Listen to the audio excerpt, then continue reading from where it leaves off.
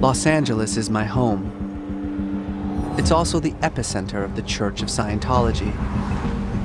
I live within walking distance of 4 different Scientology centers, and I've heard everything you've heard. It's a cult, a scam, science fiction disguised as self-help, disguised as a religion. You've heard plenty from Scientology's critics, those who reject the church, the religion, and everything that it stands for. Tonight, the documentary that Scientology does not want you to see. In your film, you talk about the prison camps. It's run like a paramilitary organization. But there are other voices you haven't heard from. Scientologists who've left the church, but who continue to practice the religion.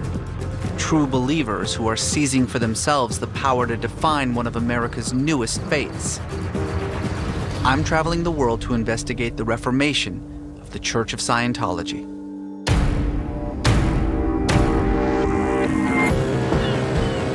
Resa Aslan is an author and scholar. Resa Aslan is a scholar of religions. Best-selling author Resa Aslan. As a scholar, as a Muslim, as an American, what is your reaction? I've been studying the world's religions for 20 years, and now I'm gonna live them.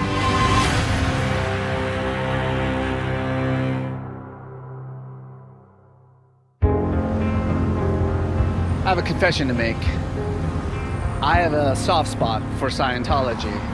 But as a scholar, I'm fascinated by new American religions, and whatever else you think about Scientology, it is arguably the most successful new American religion of the 20th century. And yeah, I've heard the same things that you've heard. I've read the books, I've seen the movies. I'm familiar with the allegations of corruption and abuse, and I don't discount them. Though I will say that if corruption and abuse disqualified you from being a religion, there would be no religions. My scholarly interest in Scientology often gets me labeled as an apologist for the religion. Wonderful to see you all. And in fact, I do often find myself defending Scientology at dinner parties. Yeah, I'm that guy. Do you consider Scientology a cult? Yeah, definitely. Do you consider L. Ron Hubbard to be a charlatan? He's a science fiction writer. L. Ron Hubbard writes that 75 million years ago, there was an evil galactic emperor named Xenu who took all these thetans to planet Earth, and that's who we are. We are these thetans. Look, it's based on science fiction. So was a lot of the Bible. If there were such things as investigative reporters 2,000 years ago in the Galilee, there'd be no such thing as Christianity. I want to see Lawrence Wright go up to Jesus and be like, so how many people did you feed with, like, how many loaves? 5 loaves? Because I spoke to Joab, and Joab said that he himself brought like 12 loaves, you know. I've even gone on TV and argued with critics of the church.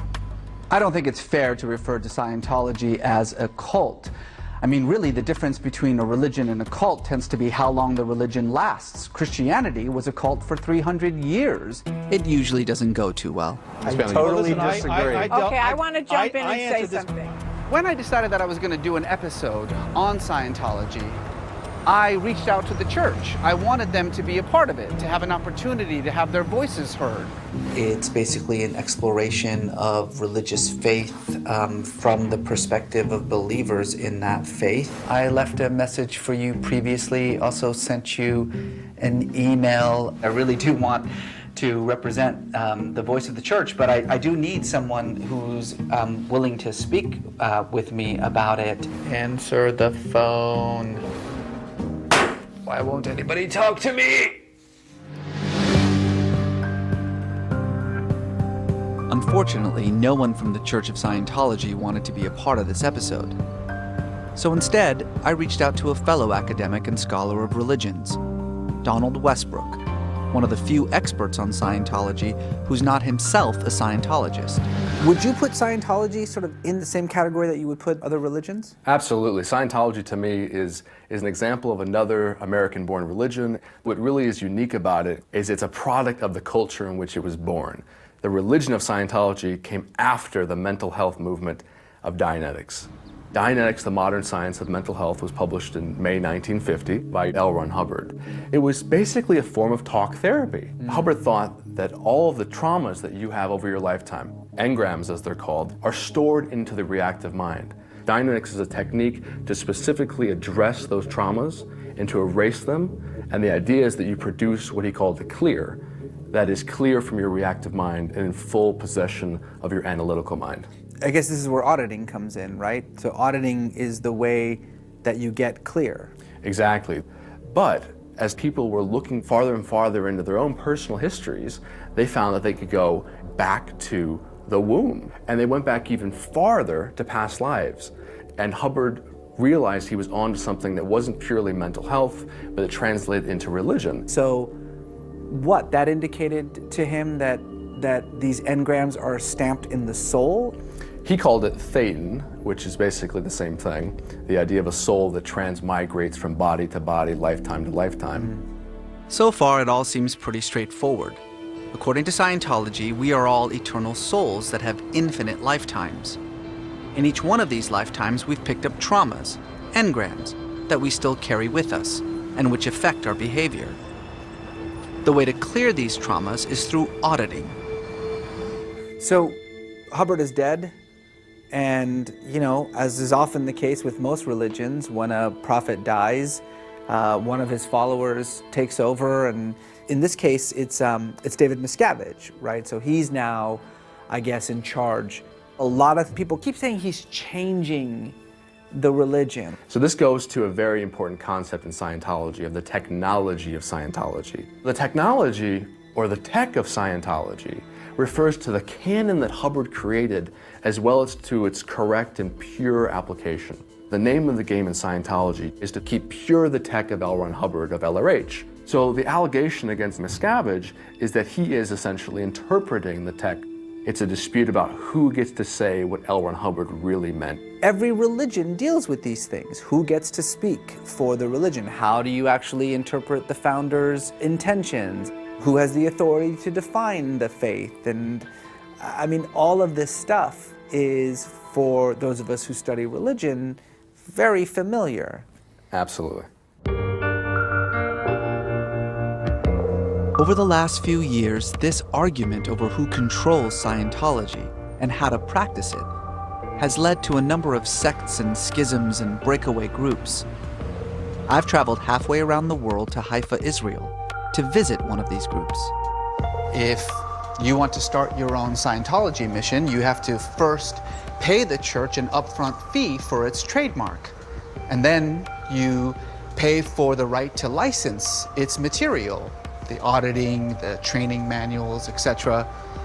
And then you would pay the church a portion, a percentage of the fees that you bring in for these services, usually about 10%. It's kind of like a McDonald's. Now, imagine if your local McDonald's decided one day that it didn't want to have anything to do with the corporation anymore, that it had failed in meeting certain expectations of its customers. And so it was simply going to become independent. Oh, it would still sell Big Macs, it would still use the secret sauce, but it just wasn't going to have anything to do with the corporation any longer. That's what's happened here at the Dror Center. The Dror Center started out as a Scientology mission specializing in training auditors.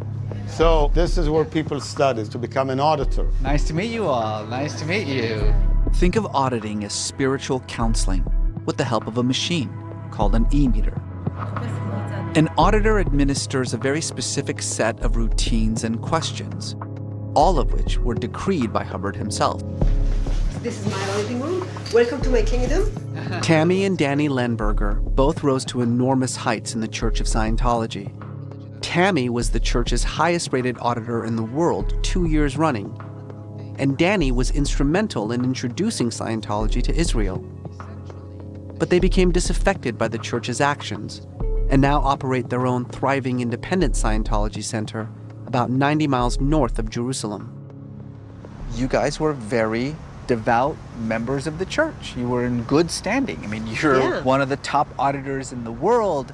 What happened? How did you go from this sort of loyalty to the church to suddenly beginning to change and think differently about it? You know, Scientology was fun in the 70s, in the 80s when we got in, and then at the end of the 90s and the beginning of the 2000s. The pressure from upper management was more and more and more pressure. The pressure for what? For money. They want to come here and do donation evenings, fundraising evenings, and we didn't like that. And then you cannot audit this way, you have to audit that way. They change the technology all the time. And I wrote many letters. The last letter I wrote, I said, "Dear sir," very polite letter, some things I don't agree with. And on 28 June 2012, we were approached by this lady, and she handed us an envelope. I knew what it was, a letter telling us that we had been declared an SP. Being declared an SP, or suppressive person in Scientology, is somewhat akin to being excommunicated from the Catholic Church. You're declared an apostate. You're cut off, not only from the Church, but also from its members. However, because the Church of Scientology claims trademark and copyright on materials used to practice the religion, splitting off from the Church put the future of the Dror Center in jeopardy. So now you've been excommunicated from the Church. Yeah. And of course, the Church claims to have a copyright. Can you imagine trading copyright in Hinduism? That's what they would say. I mean, they said that you were in violation of their copyright. Yeah, and after we left the church, they asked us to burn all the old books. And they told us to burn them. Yeah. But we did this research, and then we found out that all the technology, including the confidential OT levels, it's all available. All the materials are available on the internet. So you could actually access this material. And then I can deliver it. So we're just breaking the monopoly. You feel that what you're doing here in Haifa is more of what LRH originally intended. It's the pure version of Scientology. Yeah. Oh, definitely. This is the true Scientology. I'm only loyal to one person, and that is Ron Hubbard. Ron Hubbard is the source of Scientology, and I have no doubt that if Ron Hubbard came around, he would hug me and he would say, "Danny, Tammy, thank you so much for what you're doing."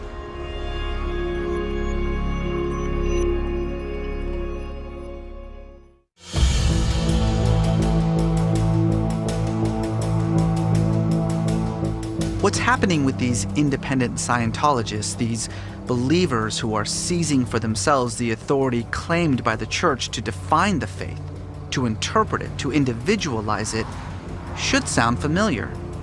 After all, this is exactly what happened in the Christian Reformation. Until the 16th century, the Roman Catholic Church was the sole interpreter of Christianity in Europe. But rumors of corruption in the Vatican and a sense that the Church was becoming greedy drove a dissatisfied and rebellious group of Christians to break off from the Church, to begin to interpret the faith for themselves. The Protestant Reformation, as it became known, swept through Europe, and dozens of churches, Methodist, Presbyterian, Anglicans, were founded, each with their own singular interpretation of what it meant to be Christian.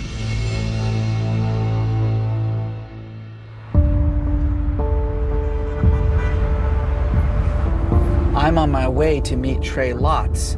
Trey joined the Church of Scientology in 1969 and very rapidly became one of the Church's top auditors. In fact, he achieved OT8 status. OT8, or Operating Thetan 8, is currently the highest level that a Scientologist can reach in the Church, in what L. Ron Hubbard called the bridge to total freedom. The bridge is a guided step-by-step process through which a Scientologist can achieve salvation. OT8 is a kind of godlike status that only a very few Scientologists have ever achieved. And then in 2007, Trey was suddenly excommunicated, thrown out of the Church, declared a suppressive person. But he is still a devout believer in Scientology. In fact, he continues to make a living auditing people out of his house just a stone's throw away from the Church. Which is kind of funny if you think about it. It's a little bit like if a Catholic cardinal was excommunicated and decided to live right next to the Vatican and continue to hear confessions.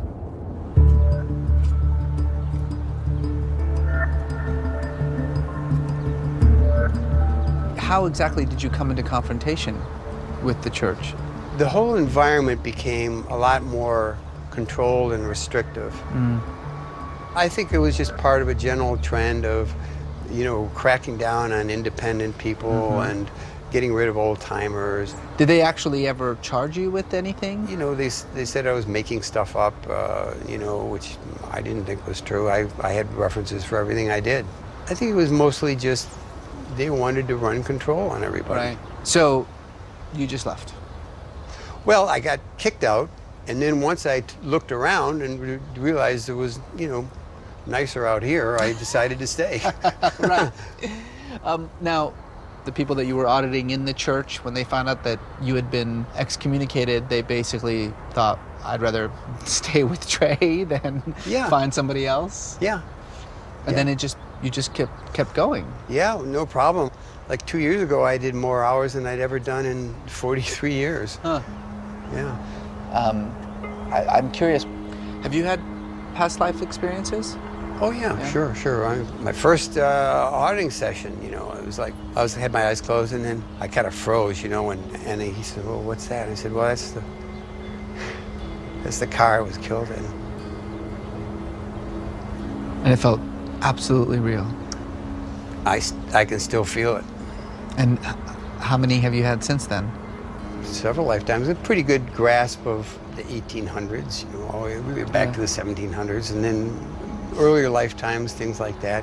When you pass from this lifetime, what happens then? I mean, your Thetan has accumulated all of this knowledge. Are you reborn a Scientologist? You're reborn as yourself. And one of the goals of auditing is giving a person more control over what happens to him after he leaves the body, before he gets his new body.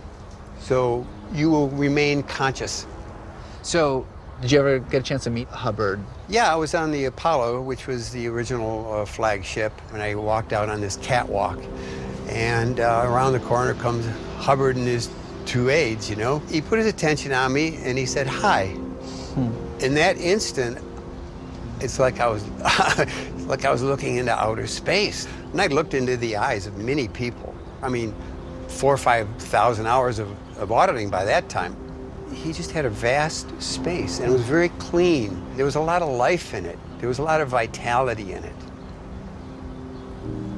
Since Hubbard passed, there was a big cultural change in the church.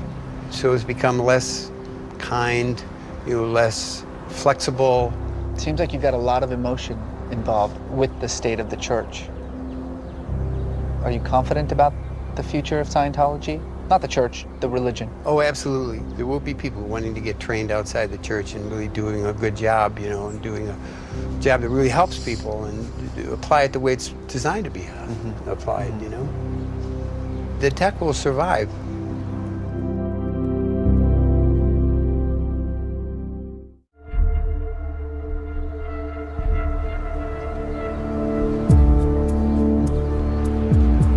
Such an intense experience being around these independent Scientologists. I mean, many of them, this is really the first time that they've come out of the closet, and you know, they know the risks of it. They understand that what they're doing could get them into a heap of trouble with the church, and yet they want to talk, they want to speak out. And these aren't just critics of the church. They're not, you know, what the church would refer to as apostates. These are people who are very devout believers who are making enormous sacrifices for their faith.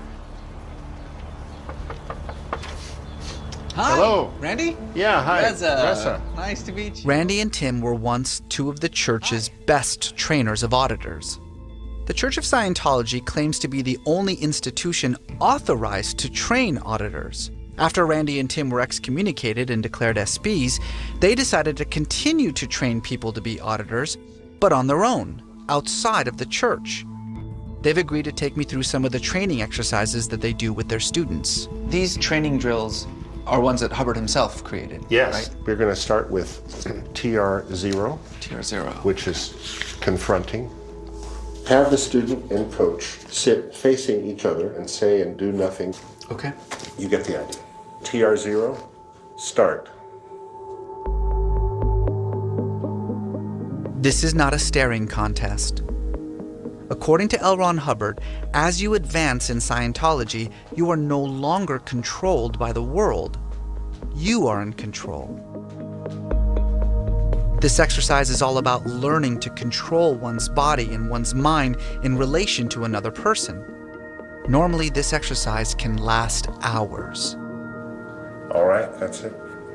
How's it going? Pretty good. I can't imagine doing that for hours. So what's next? Okay, next we're going to do some bull baiting. And the purpose of it is to help you to get over certain things that might trigger you if you're in an auditing session. And you're going to try to break my concentration. Okay, you ready? Yes. So TR0 bull bait, start. You're not originally from this country, are you? What boat did you come over on? Oh, you didn't come over on a boat. You probably flew. You're one of those fancy rich kids that got to fly over here, right? Right? What makes you think you could write a book on Jesus of Nazareth? You're a Muslim, man. Are you resisting reacting? Are you trying not to react really hard to anything I say? Boo! Boo! Boo! Good. Okay, that's it. Okay. Okay. I have to say, I feel like you were kind of easy. Yeah, I can get rougher. Should we try? Let's turn it around. Let's turn it around. Me try it on the you. flow. Yeah. Well, I'm feeling a little awkward. Oh, okay. Because I don't, I don't want to say anything mean. I don't want to. Well, go ahead and say something man. mean. It's okay. Pull out all the stops. Yeah. Pull out all the stops. Yes. Oh, yeah, all the stops. Yeah. Say anything you want, insulting, whatever. Totally fine. I can take it. You sure? Yeah. Yeah. TR0 bull bait, start. Hey, Randy. Does the church know where you live? You're a heretic. You think LRH is proud of you? It's not proud of you. He thinks you're a bastard. If he were here, he'd probably smack you in the face. But this whole religion thing, look, I mean, it's a science fiction, man. It's not even a religion. It's not even a religion. It's just a cult. You believe in Xenu? Is that right? You know, everyone makes fun of you, right? Everyone's making fun of you about that, right? Xenu horse. Okay, end training. I feel so bad. I want to hug you. I didn't mean any of that. I know. I didn't mean any of that. I know. I really didn't. Are you concerned about the church's attacks against people who not just leave, but especially who speak out? I'm concerned about it. Do you feel as though this interview might change things for you? It might. It might. How does that make you feel? Well, I'm prepared for it. Before I left the church, I was actually working undercover for the intelligence arm of the church. You were a church spy? I was. I was recruited to pose as a disgruntled Scientologist and infiltrate a meeting of independent Scientologists. I was sent there to take names. All of a sudden, I turned around in the auditorium and Trey Lotz was sitting in the front. I had known Trey Lotz for 30 years as one of the top auditors in the LA area. I later reported back to my handler and I said, "Do you know that Trey Lotz is with these guys?" And they said, "Oh yeah, he's really a bad guy. He's a suppressive person. He's been declared, blah, blah, blah." Well, this is what started waking me up. I better check this out because it doesn't make sense. Do you feel as though that the church was taken away from you? Oh yes, it was taken away from me, but Trey encouraged me after I left the church. He said, "Hey Randy, why don't you just start auditing again and training?" Anyone can just leave the church if they want to. Yes, certainly you can. You can. But what if you have a daughter or son who's on staff? My daughter disconnected from me. She disconnected from him when he left. Yeah. Doesn't call me, won't talk to me. Have you tried to reach out to her? Sure, but it just, it's a wasted effort. When you say you got declared, boy, that's it, boy, the axe has fallen. Right. Yeah. Did you introduce her to Scientology? Yeah, sure. I've been a Scientologist since before she was born. Before she was born. Yeah. Right. Yeah. So she sort of grew up with it, you know. Did you know that that was going to happen? Oh, yeah. Can I ask you why you felt it was, considering the consequences, so important for you to say your piece? You know, all I can say is really it's a point of integrity. I couldn't be in the organization and see the things that I saw going on and not know that there was something wrong. What's more important, you know, that or some personal pain and discomfort and familial, you know, rejection or something, you know. And I chose the religious aspects of it as being more important.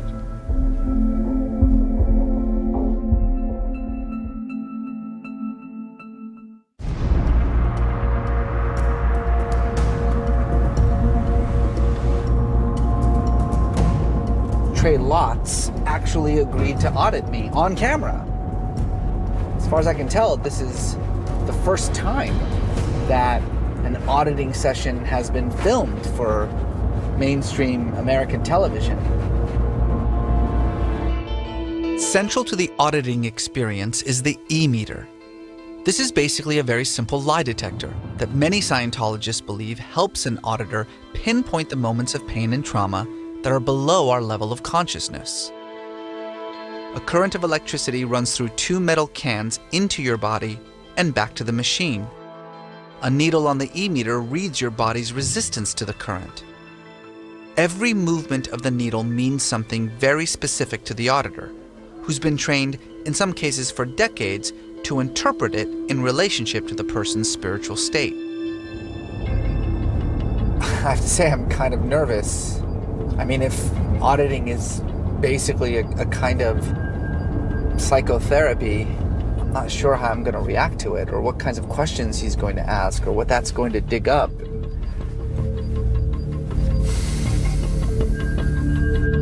I don't know. It's a little bit nerve-wracking.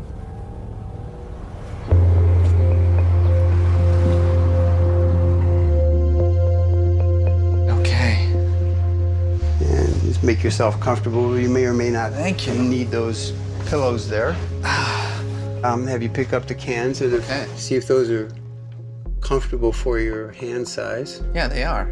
Okay, great. What is it that you have your attention on a lot, or what areas would you want to improve? I have a difficult time expressing sadness. When I'm sad or emotionally hurt, rather than responding with sadness, I respond with anger. It's definitely the worst quality that I have, I think. Well, probably the first thing would be good to do is to run some processes that have to do with opening up. One of the primary techniques is a repetitive process. I give you the question or the command, and you give me your response, and I acknowledge it and give it to you again. Okay. And we just do that till there was a release on it. A release would be on the meter. It would show up as a free needle. So the needle goes like this. Mm-hmm. With you, it might feel a little bit of a lightness or a sort of an uptonedness that would occur, or a sort of expansion of your space, something like that. Okay. This process is called the first postulate process. And the command is, what isn't looking at you? What isn't looking at me? Yeah.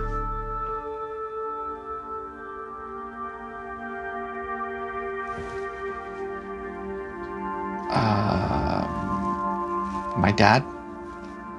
My dad's not looking at me? Okay, good. All right. What isn't looking at you? My family. Good.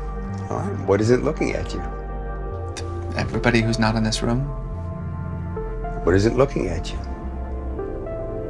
I guess the world. Needle released on that.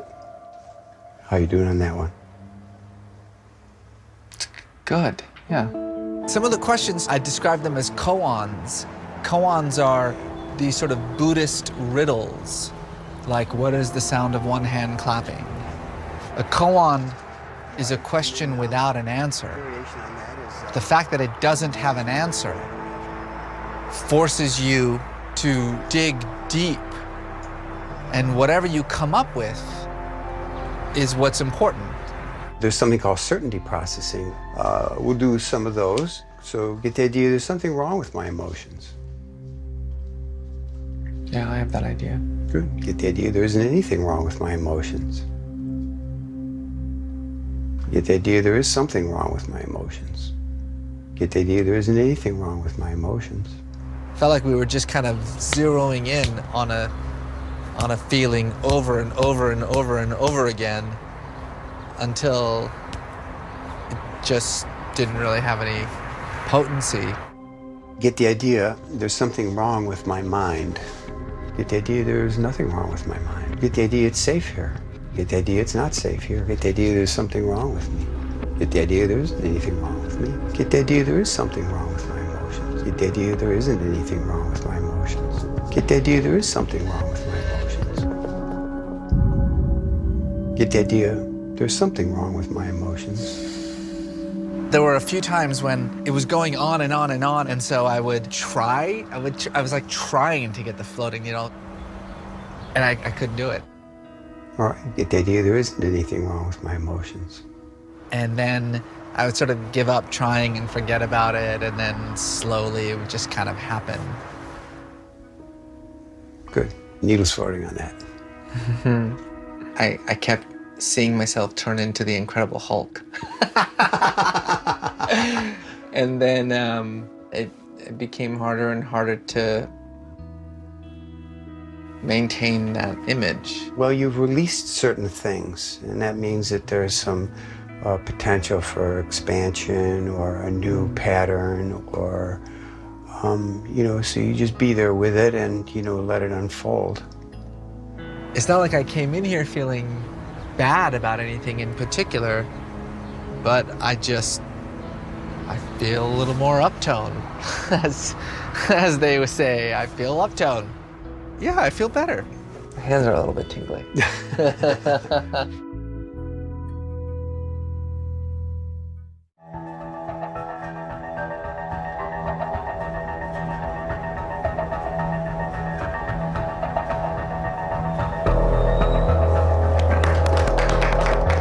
In Reno, Nevada, there's an auditor named Ray Robles who leads a group of independent Scientologists who call themselves the Free Zoners. Many of them have moved to Reno to be closer to Ray. Ray is very different from other independent Scientologists. His practice has moved far beyond its roots in the church. He's taking it further. He's innovating. As a result, his version of Scientology is evolving. It's becoming something new. I joined the church 1969. When I got in, I was a college student, didn't have very much money. But yet I was able to buy a meter, and I was able to do it. And I was able to go clear, and I was able to afford it. It was $25 an hour. And then when a new regime came in, Hubbard passed, Hubbard retired, they kept doubling the money. So I paid like $750 to do the clearing course to go clear. Now it costs like, I don't know, $6,000, $7,000 or something like that. And is that around the time that you decided to leave? Yeah. Well, a lot of people left in '83. I didn't leave till 1990. A lot of people left because they didn't like the new people coming in. They didn't like what was going on. They didn't like the new materials. They didn't like what was the changes. When you left, did you right away start auditing and giving services to? I never stopped. You never stopped. And I've been active on this for 20 years in, 20 years out. Do you feel as though you're more connected to what Hubbard was trying to do? No, we have two different purposes. What was his purpose? I think his purpose was to help mankind, and he did by bringing this stuff, and he gifted it to us, and that's why I'm able to do it. My purpose line, which I recalled in between life, my mission is to master this technology, to export it to other realms, other places, other planets. I came to planet Earth. I haven't been here that long, just a few lifetimes. This is my last reincarnation on Earth. I plan to leave it. You think that this is your last? Oh yeah, I don't belong here. Yeah. After this time, I don't belong here. I would take it with me because anytime you master something, you got it. You know. To master it, to develop it, to better it. I'm furthering it. innovating upon it a little bit. And I'm rediscovering some things that have been lost. Except that not just the Church of Scientology, no church wants improvising. Well, that's why I don't belong in any church. Yeah. The really exciting thing about being a free zoner, being any kind of reformer, is that you're no longer bound by the rules of the church. You can innovate and syncretize and borrow and mix and match and take a little bit from that religion, take a little bit from that idea, put it all together, make something new, and you don't have somebody up there saying, no, that's not how it's supposed to be, that there are rules, that there's dogma, that there's doctrine. Ray has agreed to give me a brief auditing session, his own take on a high-level Scientology process that's rarely performed. And this is called Superpower Rundown Series. Yeah, these techniques are not, that I'm going to give you, are not used anywhere. But not even in the church? No. And after we do it, you'll see why. Okay, you pick up the cans there. So I want you to assume the viewpoint that you personally have no limits. I can do that. Very good. Very good. How's that feel? I feel like, okay, I've got a viewpoint. Once you close your eyes on these, get the idea of mankind assuming the viewpoint of no limits. Now get the idea of you causing all mankind to assume the viewpoint of no limits. You caused it. Now get the idea of whatever you think God is or the divine, assuming the viewpoint of no limits. Get the idea of you causing the divine spirit of us all, or God, whatever you think that is, that you causing that to have no limits. Take a deep breath, let it out. In obsession. How's that feel? Energizing. Yeah. Ray thinks of himself as not just innovating, but improving upon LRH and the church. There was this moment where he was talking about how his bridge is different than the church's bridge. The church has 8 OT levels, and he has 9. So he's literally one-upped the church. So you first get through the bridge, and then you can do the sort of the higher, perhaps more manifesting, telepathic, all these powerful things that sorcerers do or whatever have done. So in a sense, it's like you feel as though you're unearthing this stuff that was there. There's this thing Hubbard called milestone 1. He says, when you reach milestone 1, you will be free from Scientology and from me. I'm at milestone 3.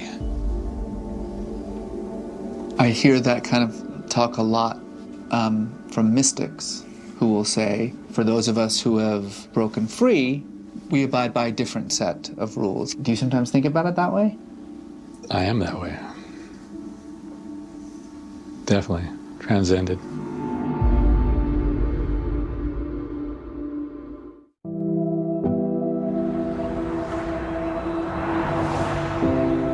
Most thinking people can differentiate between a church and its believers.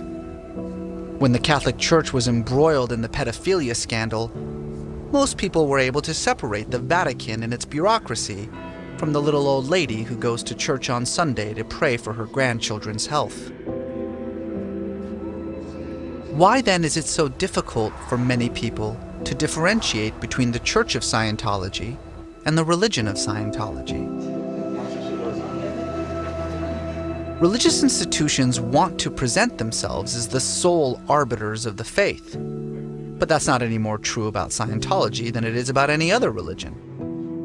And there's no better proof of this than the independent Scientology movement, this reformation of Scientology.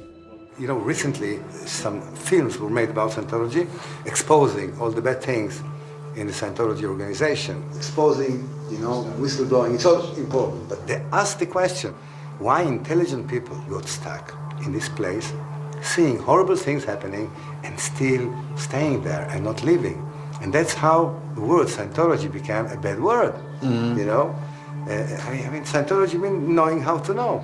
But if they realize that there is so much in Scientology, which is true and strong and frees people and frees souls, then I think people will follow, and the independent field will grow and can become a great movement, together with other great movements. Mm-hmm. Yeah.